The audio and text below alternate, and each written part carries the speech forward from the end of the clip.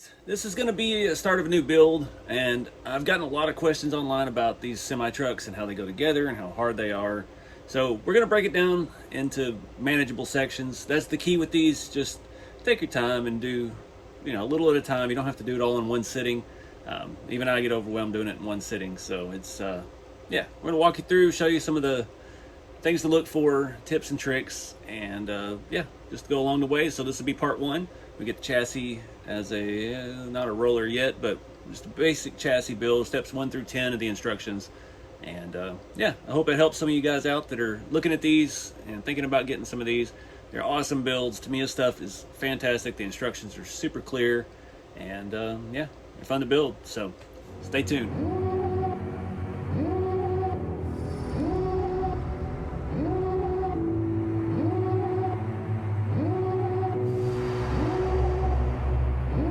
Devil in a red dress, call 911, I'm a killer. You know I hate to confess. Bang bang, got my hand on the trigger. The devil in a red dress, call 911, I'm a killer. You know I hate to confess. Bang bang, got my hand. What's going on, guys? Welcome back to RC Everyday. It is the 5th of July. You think it was the 4th by all the booming going on outside. Nothing going on here. We don't have anybody to celebrate holidays with around these parts, so we're going to put together, or start putting together, the night hauler kit. So I bought this over a month ago, and it was before I ran across the Grand Hauler deal on Marketplace that I couldn't pass up, and before I also decided to start building a parts truck. So we've got, was going to be the second semi in my fleet. It's now going to be the 4th, probably the 3rd, because I think the single axle one we're doing in the RC construction video series, that one's, we're taking our time with it, because it all costs money and we got to wait for stuff to come in. So I picked this up from A-Main. I was just admiring, finding the instructions, how the box smells like smoke, like, I don't know, like incense almost, kind of odd. But as you saw, it was sealed. It was completely factory sealed, so yeah, rich smoky flavor from Tamiya boxes. Also got a set of generic ball bearings from, I think, Amazon, where I got these. Honestly, they all look identically the same size, so I don't remember if that was the case with these trucks or not. This is a little bit different than the other two. So the Grand Hauler and the King Hauler are older kits, so it's a little bit different. This does have a separate roof piece, which, if we do a two-tone, that will help us be able to paint it without screwing it up, because I've done that several times. But yeah, we got a lot of stuff to go through, and looking to just put on some music and start building. So don't know how far I'm going to get tonight, but yeah, this is kind of like a Freightliner truck. I don't remember what era it is. Has these vents on the side of the hood there for the intakes. The grill is very Freightliner-esque. And that was kind of one of the first high roof trucks, I think, back in the late 90s. I don't know what we're going to do for motor ESC combo yet. If you remember the Globeliner, we put a Fusion Pro in it. It was fast with a lot of torque. And then on the Grand Hauler, I put a Holmes Hobby Torque Master Expert 35 turn and a Hobbywing 1080, and it was even faster somehow. So I don't know what we're going to do with this one. One-piece cabin sleeper, which is kind of nice for a change. This does have like fairings that go on the back, high roof piece. We've got a lot of little additions. The running board step situation is all kind of a one-piece unit, ties into the fender, so it's a totally different truck. This is some of the stuff that goes inside for the multifunction control unit. Looks like it's actually a sealed box of some kind. So that's definitely very different. That's pretty much all that's in here. We've got our step with the holes, it looks like, for the multifunction control unit. Those are typically underneath. You can adjust how the lights function and things like that with it. I've yet to have one. It's a ton of wiring, tons of LEDs. With the Tamiya kit, it is mostly plug and play, but it's a lot of wiring and it's just a little daunting. But maybe this will be the one we get into it with. With Tamiya, they always have these nice little boxes inside of boxes. So that's our metal box. We got our tires in it as well. These are sealed up, so I guess we'll go ahead and cut some of this open. Take a gander. So this is our metal parts box. Not as fancy as the globe liner and the king hauler. They usually have like a vacuum sealed like Lexan piece with all the metal stuff in it. We've got some mesh for behind the grill, our mud flaps, suspensions parts. Yep. Of course, all Tamiya stuff. I get asked that a lot with these. I have at least after this round of them in recent weeks.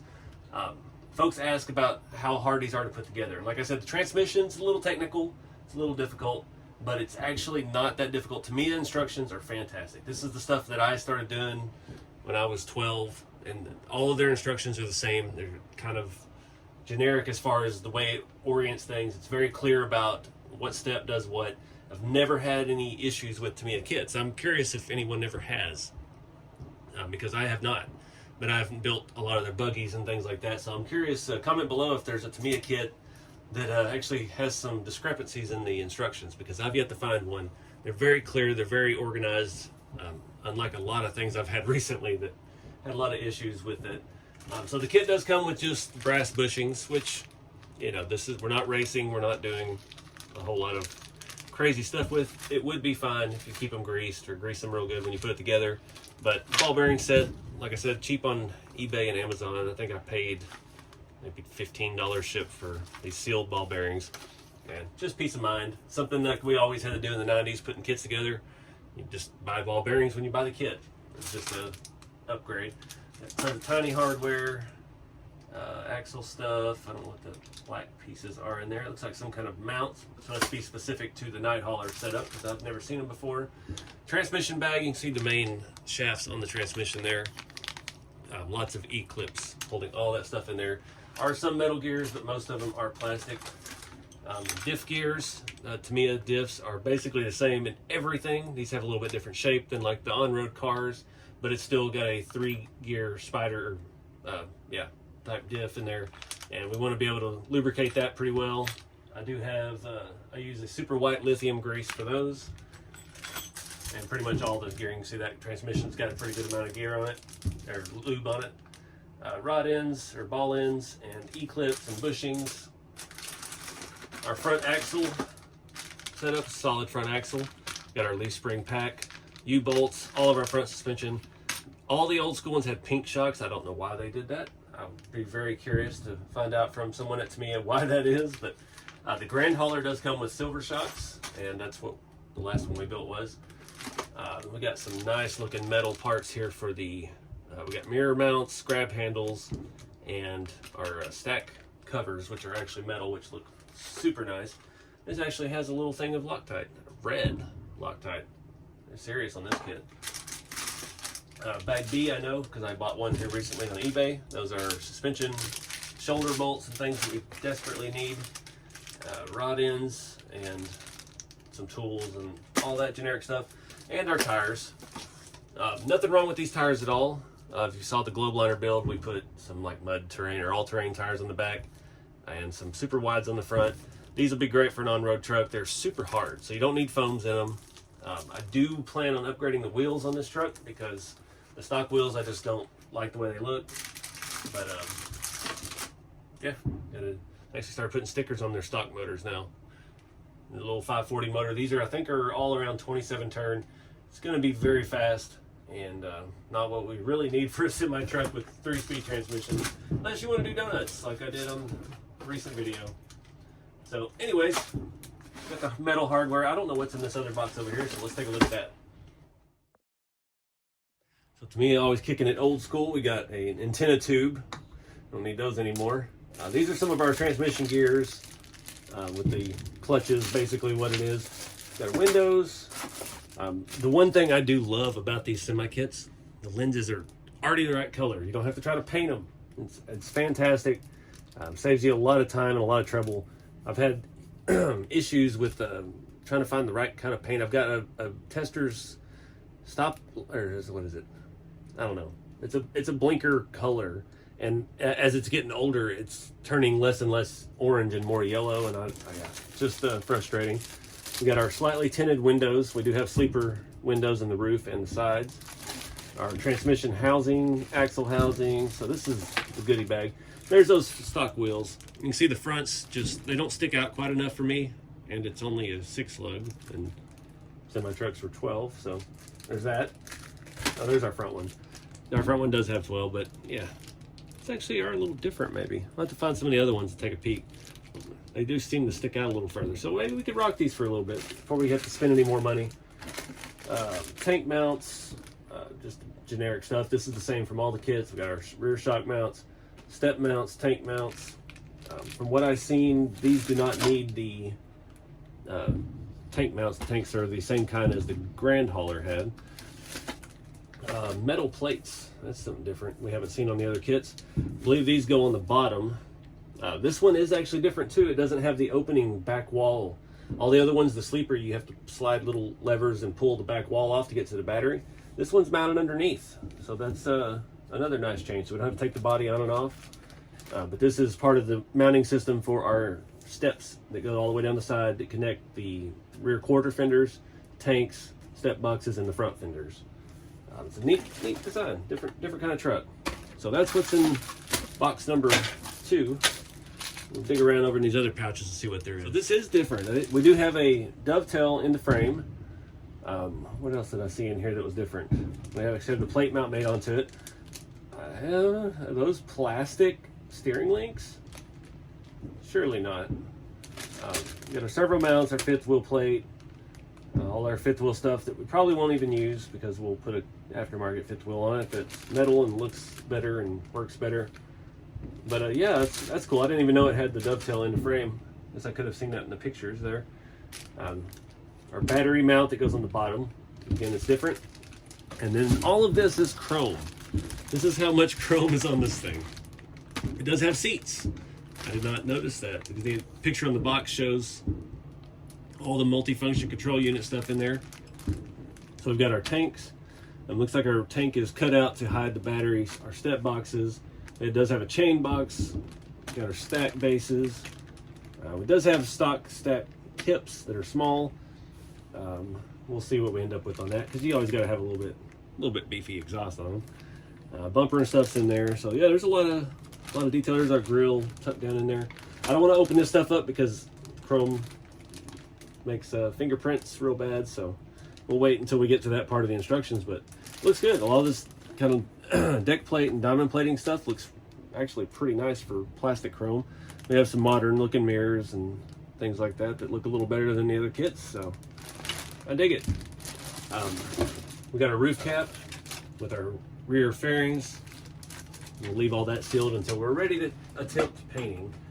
And our body, again, all one piece. Got some stuff to cut out there in the top. Let me dig the frame rails out. So that gives you an idea of the length of the truck. The fronts, you can see our leaf spring mounts there and there. Our rear is always the 3 holes here. The bracket mounts down, your leaf spring hangs. Shock mounts are angled one way or another, that way and that way. And yeah, they have a little protective tape on them. They're marked left and right. Our servo mount is adjustable, which I wish I'd have realized that because I had some of those Reefs Mini 100s and I was not able to mount them in anything I had. So I ended up selling them off. And we might be able to have adjusted that to actually use those. Those would have made great shift servos. But there are a lot of holes on top. This is going to be nice because we built that King Hauler tri-drive back 7 or 8 years ago on the channel, and we used custom rails, and we had to make holes and do stuff with that. Then I built that Scania kit, and that was pretty much box stock. I have rails for that I never used that were 8x8. It was absurd. So this is going to be a complete kit from start to finish. So we'll take a little time to open up the instructions. Got our sticker set and everything in here. What's funny is this page is the same in every Tamiya instruction ever since I was born. I've seen instructions for, what was that, the Rough Rider and the Sand Scorcher from the 80s. They had the same safety sheet in them, the same little cartoons showing painting and doing all that stuff. So for the servos, I've got these little cheap jobbers off Amazon. They used to be a lot cheaper. I found this one after we did one of the other trucks because I was digging through stuff. It's 25 kg hex fly, probably a $10 or $15 servo. We'll use that for the steering. We got a 20 kg I bought new on Amazon. I think it was 15 bucks. Now they're fancy. They come in a box and stuff, you know, with all the, gonna be professional. It doesn't say Hexfly on it, just no name. But these are all metal gears, brass stuff, so it'll be good enough for shifting by far. This one we'll have to test and see if it glitches or works or not, because if it was on my shelf spare, there's a good chance it doesn't work. So we'll see what we end up with. Now, it would be nice to put some really nice servos in it, but it's not. It's not a crawler. We're not putting the front end in a bind at all to steer, and the shifting takes very little effort. We could actually do it with a micro servo, but there's no mount provision for that because these kits predate that kind of stuff. So, yeah, that's where we're at. I'm going to start by getting this box out of the way, getting everything kind of put aside, figure out where the parts trees are, and we'll start putting the servos together, getting the mounts, and then we'll bolt the frame together right out of the gate. So that'll be fun. Do you know the Muffin Man?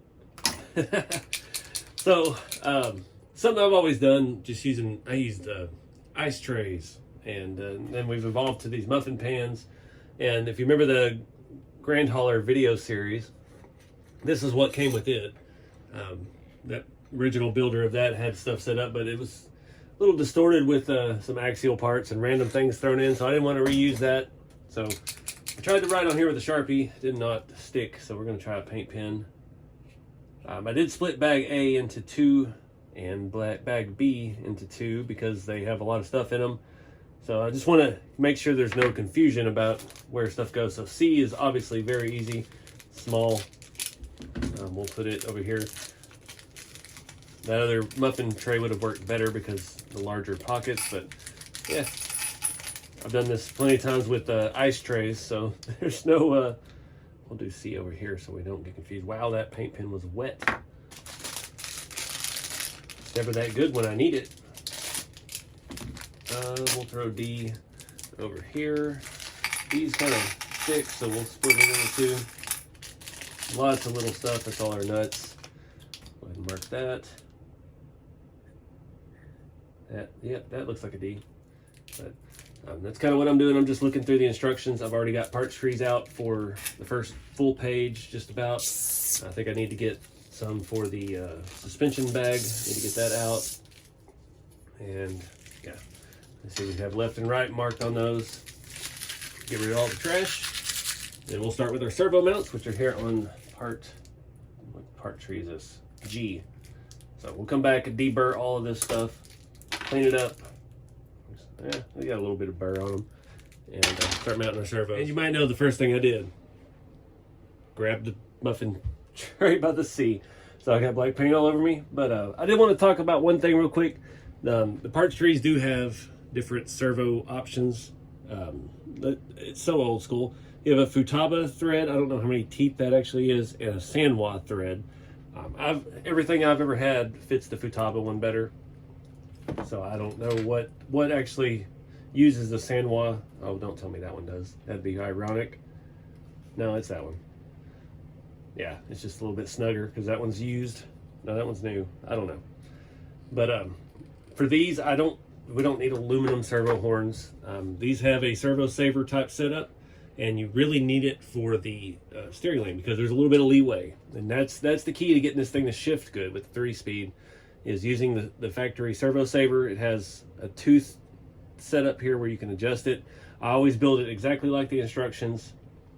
I've not had any issues.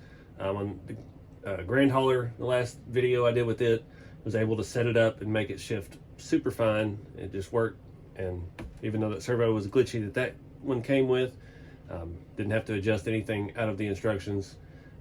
You know, if you're just a stickler for upgrades and you want to do it, then fine, but you don't need a giant servo arm like you would put on a crawler, and that's kind of really all they make. They don't make little short ones for these that aren't for shifting and things like that. So, but anyways, I think my fingers are dry now, so I'll go ahead and assemble this. They orient opposite of each other, which is something that you can run into an issue with later with your steering servo.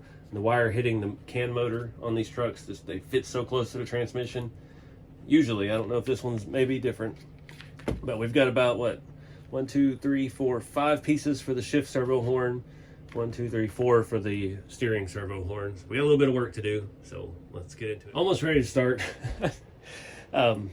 These being metal shafts, you cannot use the hardware. It shows self-tapping into plastic, whatever you call that, gearing servos. So I've got some, these are actually the Boom Racing screws.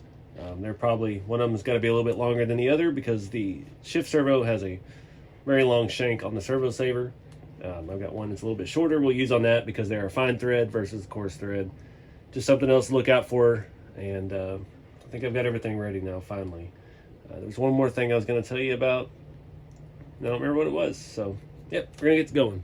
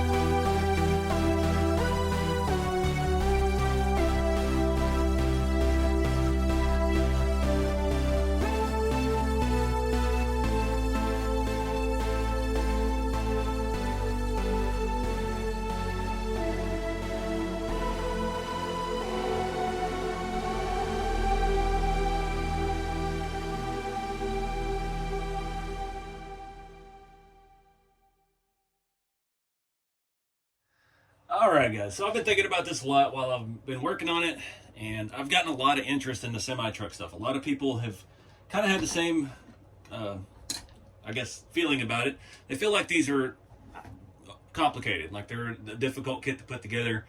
To me, they're not really. To me, the instructions are fantastic. That's what I've been telling everybody. It's not like some of the stuff that we've seen recently that are very incomplete. They are very thorough.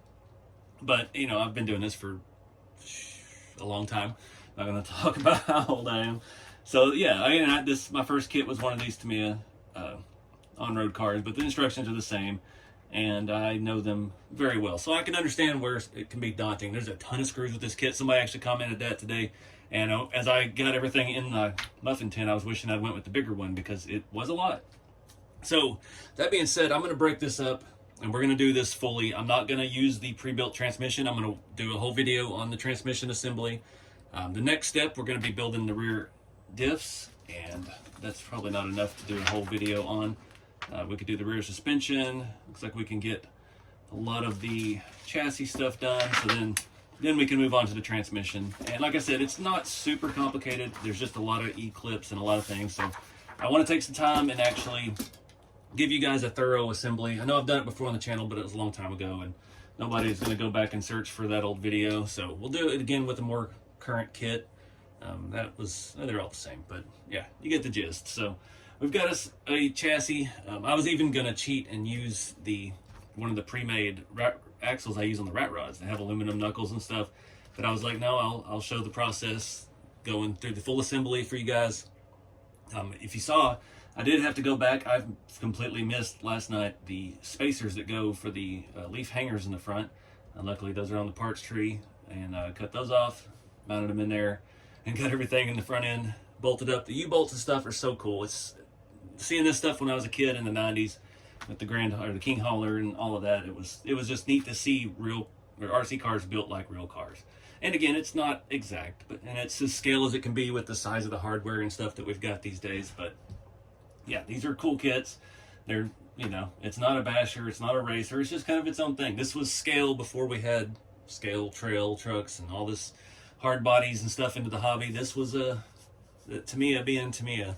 So I am really curious to see how this stuff all mounts up. These are different mounts compared to any of the other trucks that I've built in the years. But like I said, we're going to take it slow. I'm going to walk you through, show you pointers, show you when I mess things up and forget things. Everything is jiving good in the front. I did have an issue finding one of the rods. It was in a bag with the stupid little wrench and the grease pack and all that stuff. All the rod ends were in there. But that's all in the back of the instructions too. So I just went back here after I gave up digging through bags, and I went back here and found metal bags. Where is it? Right here. BT tool bag. So that's kind of Tamiya's thinking with stuff. You've got, I don't know what BZ is, but BT, T for tools, bag A, BA. So all your screws are BA3, BA2. They all have their own thing. BD1s. You got fine threads, coarse threads, but they're all based off the bag they're in. So bag A, bag B, bag C, bag D, and so on. And it's not that hard to figure out. You just got to get your stuff situated out. What I was doing, like we'll do here, is I'll come through right here. Step 11 is where we're leaving off in this video, and I will grab 6 BC4s, and I'll lay them right here in the crack of the paper. We'll get 4 of the BE3s, which is the large diff spacer, 8 of the BE6, which are the E-clips for the axle shafts, 8 bearings, so we'll swap those with our actual ball bearings instead of the bushings that the kit came with. All the gears. So I'll just get everything laid out for, I actually was cooking there for a minute. I actually did an entire page, so I had every section of parts laid out. That can get dangerous if you bump stuff and lose it in your little carpet in your shop like I do sometimes. But yeah, it's not that hard to do, and I encourage everyone to try it. These are fun kits just to build, and they look cool when you're done with it. So we're gonna wrap up here. We've got a somewhat chassis built. I really was surprised. None of the other kits I've assembled have an extra cross member up here in the front. This one being its own animal, like I mentioned in the earlier part, it does have a dash. I said it didn't. It does have a dash and a seat set up, so that's cool. We'll have to make us a shifter or something for that. and finish out the interior, because I do not plan on adding the multifunction control unit for a long time, because I need 3 of them now, and that's expensive and a lot of wiring. But yeah, I'm going to walk you through all the build process with this one, and yeah, make sure you understand what it takes to put one together, and that it's not terribly hard. Even the instructions call for it here. The options, it shows swapping bearings, for bushings for bearings and things like that. So really cool kits. Appreciate you guys watching, and stay tuned. Be sure to check out the RC construction vlog series. We're doing a lot of cool stuff with that. Still building the trails. It rained again this weekend, so haven't made any progress with that this week, but I'm gonna get back on it. So keep it scale, guys, and I'll see y'all in the next video.